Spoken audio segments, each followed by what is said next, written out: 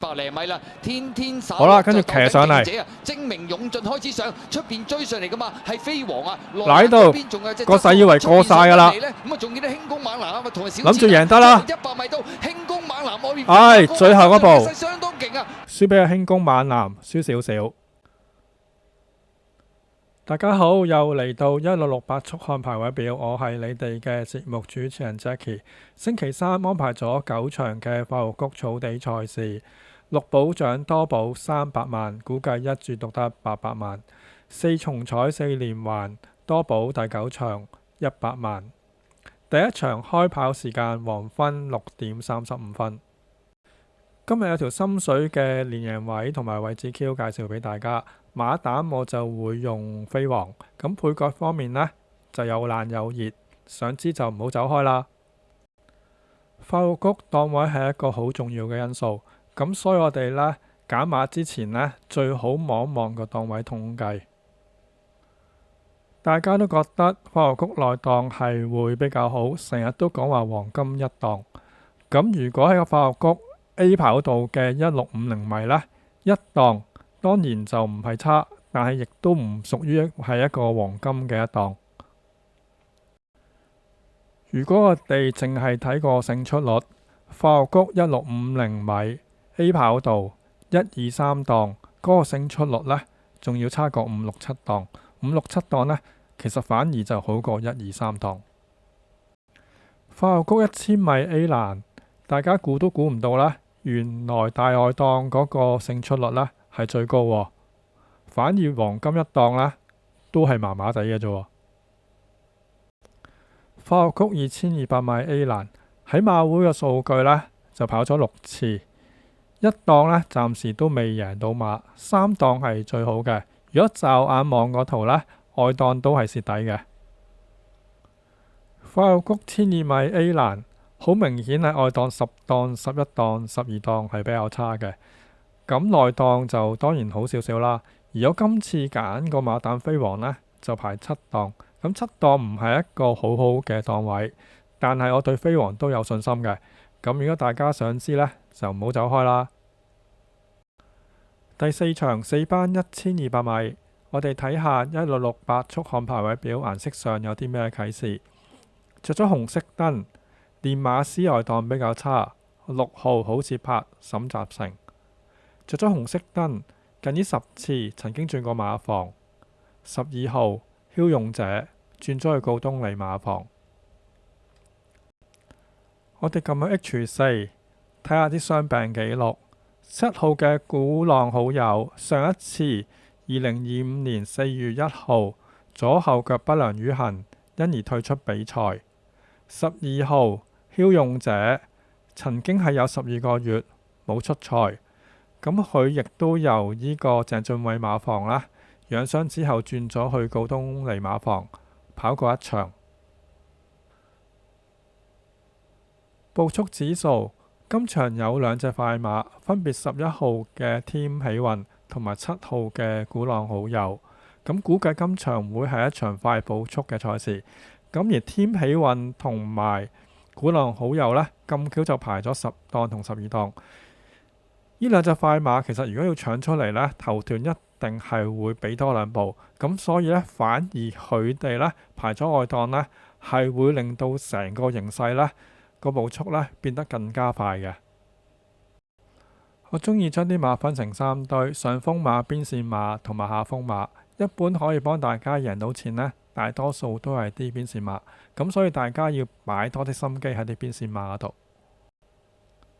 今場評為下風馬有4隻，8號風林火山前速比較慢，等佢加程再諗都未遲。12號驍勇者轉咗去告東尼馬房跑咗一場，已經有少少進步，啲分差唔多可以落5班，5班再睇都未遲。6號好節拍，今次排咗11檔，比較難跑，等佢排返好檔再諗都未遲。10號星火燎原泥地好過草地，等佢返泥地再諗都未遲。4號手進3歲馬跑咗2次，連續2次末段都出咗啲快時間。我哋可以睇返佢喺2025年4月16號花玉谷千二米當日嗰個表現。藍色三黃帽8號手進當日排咗個9檔，而騎師田泰安呢嘅決定就將隻馬留返比較後少少。咁但係當佢留嘅過程當中呢，你睇到隻馬呢係比較搶口嘅。變粉紅衫環球英雄中間第6美神來啊！搶口呢就正如我哋踩單車呢，你落斜路咁啊有呢隻就係好精神啊，大面箍撳住個剎掣，半剎掣咁落啦。咁其實呢，就係人馬角力係嘥緊力嘅。超霸勝嚟㗎。好啦，過呢個我哋中段唔睇啦，睇翻尾段，黃色波波指住隻手進末段呢，佢都出咗一個好快嘅時間嘅22秒86。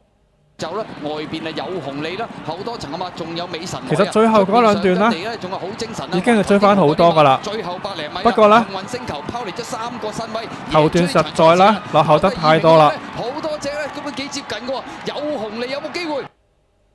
嗱，翻嚟追翻個第3。手進上次排咗個9檔，沿途留得比較後，跑法就人馬角力。其實連續2次呢都出咗末段快嘅時間，今次排翻個4檔，咁睇下田泰安個發揮啦。馬就有質素嘅，其實比較擔心係有騎師。9號馬飛王3歲馬，近呢4次跑咗3次第2，1次第4。我哋可以睇翻佢2025年2月26號當日嗰個表現。紫色衫、紫色眼罩8號，黃色波波指住隻飛王，當日排咗個4檔，咁好快就攞咗個靚位入直路，而家轉馬之前大約第7位度。宇宙動力啊，馬林中間呢，咁呢場阿梁家俊係跑得好靚嘅，入到直路呢，就拉出嚟，最後200零米啦，天手好啦，跟住騎上嚟，精明勇進開始上，出邊追上嚟噶嘛，係飛王啊，嗱喺度個勢以為過晒噶啦，咁啊仲見到輕功猛男啊，同埋小諗住贏得啦，100米到輕功猛男外面，唉，最後嗰步相當勁啊，輸俾個輕功猛男，輸少少。飛王近依4次跑咗3次第2，咁睇翻個走勢呢，呢隻馬最好將佢呢就擺喺第6、第7位呢，係最好發揮嘅。咁而上次因為排咗個1檔呢，早段跟前咗，咁所以末段衝起上嚟呢，我都覺得爭少少。咁而再對上一次呢，11檔係難跑嘅。咁希望今次佢可以保重啦，同埋容天鵬3歲馬。照計都冇得保留噶啦，唔通佢仲等返出年咩？下季有冇排都未知道。我哋撳去 S4 同程段速 Excel 表，電腦會將馬匹最近呢6個月同程嘅成績，用佢上一次嘅副榜同今次嘅副榜相減，出咗一個調整時間。舉個例，10號個星火燎原喺2024年11月6號。當日佢嗰個副榜呢，就係119磅，而今次嘅副榜呢，就123磅。咁電腦呢，就會將佢上一次嗰個完成時間1分09秒93呢，就減翻3磅。咁電腦估計星火燎原呢，大約可以跑到嘅時間呢，就1分09秒62。睇翻近呢6個月嘅同程段速啦。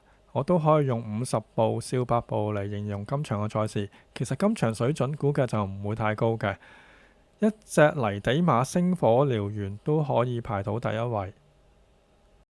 星火燎原泥地嗰個表現呢係穩定過草地嘅。咁至於近呢幾場呢，我就覺得佢狀態就開始有少少回落，咁所以今場我就暫時擺低咗佢先。咁而添喜運啦，你睇翻其實佢喺同程啦。絕對喺個快地呢，佢係有競爭能力嘅。咁唯一今次呢，就排咗個外檔，咁我會攞翻個添喜運做腳，因為今次呢，就用咗黃志雲呢減翻7磅。咁至於好涉拍呢，其實都有實力嘅，只不過今次呢，排咗個檔位比較差，11檔。咁沿途估計就會留得比較後呢，我驚佢追唔切。咁所以今場呢，我決定呢，就攞飛王做膽，因為飛王呢喺電腦計時間上佢都排第4。1號線到達飛4歲馬潘頓喺季初同佢贏咗一場花牛谷1200米，當時排咗1檔，咁可以用完美嚟形容成件事。咁之後加咗6分呢，我就覺得佢開始有少少阻力。今場排咗9檔，同埋磅位比較重，135磅，所以今場我都係暫時擺低佢先。7號古朗好友，我可以用地獄黑仔王嚟形容呢隻馬，連續4場個檔位10檔、10檔、9檔、11檔。你睇到呢啲檔位呢，都唔使太認真睇佢嗰個賽績。咁至於第5場之前呢，佢排咗個2檔，當日嗰個表現係唔錯嘅。而佢今次排咗個12檔，表面上形勢好差嘅，咁但係天喜運排咗10檔。古朗好友其實只要呢俾啲心機，跟住隻天喜運殺入嚟呢，其實有形勢未必係咁差嘅。5號加非凡，5歲馬，睇翻個賽績呢，泥地係會比草地好，1650呢就比1200好，所以今場暫時擺低先。2號超霸勝，6歲馬，由葉初學馬房轉咗去偉達馬房，跑咗11次。你睇翻個段速表呢，大部分情況底下呢，佢都出到2段快時間嘅，證明隻馬呢狀態喺度嘅。咁而爭呢，就爭咗個際遇。我都覺得佢沙田係會比發育谷更加有發揮嘅。不過今次呢，佢排咗個1檔，同埋有個布紋喺度，我亦都唔敢飛埋去。咁有位我會拖埋佢嘅。3號你知我得，5歲馬，喺2024年10月27號連贏咗2場。咁10月27號呢，我冇記錯，當日呢係啱啱活完冬草呢第1個賽事。咁睇翻個賽績呢，呢隻馬係一啲呢比較慢嘅場地呢係會跑得好嘅。而佢贏咗2場之後呢，就同大家開始玩遊花園啦。發育谷1200米，跟住發育谷1650，發育谷1400米，跟住又上返發育谷1650米。馬喺4班係有實力嘅，今次排咗個2檔。咁唯一我睇佢唔通呢，就係個鬥志問題，因為已經贏咗2場啦嘛。咁而佢最近嗰種遊花園嘅報名方式呢，我真係有啲擔心。如果大家對個段速手表有興趣嘅，可以去1668.com.hk。咁有2個計劃嘅 ，A 計劃呢就30蚊1個賽馬天，而 B 計劃呢就260蚊10個賽馬天。有啲咩唔明白呢？可以撳右下角 WhatsApp 呢個掣，咁就有專人回覆嘅。今次嘅綜合提供第4場連贏及位置 Q， 馬膽就9號飛王，配腳2號超霸勝，4號手進，7號古朗好友，11號添喜運。咁睇翻個賠率先，而家飛王呢，拍片時間4.8倍 win， 超霸勝呢就2.9倍 win， 手進呢就7.6倍 win， 古朗好友呢就23倍，添喜運呢就18倍，有冷有熱，其實都唔錯嘅。呢條片係我俾人偷咗個 YouTube 頻道啦，第2條片嚟嘅，即係簡單啲嚟講，你當係一個全新嘅頻道啦。我相信大部分嘅網友呢都未訂閱嘅。咁如果大家都仲想睇到我啲片呢，咁記得撳翻個訂閱掣，要撳到個鐘仔變咗黑色啦。當我出新片嗰時呢，大家就會收到通知啦。我今日分享就係咁多，多謝大家，拜拜。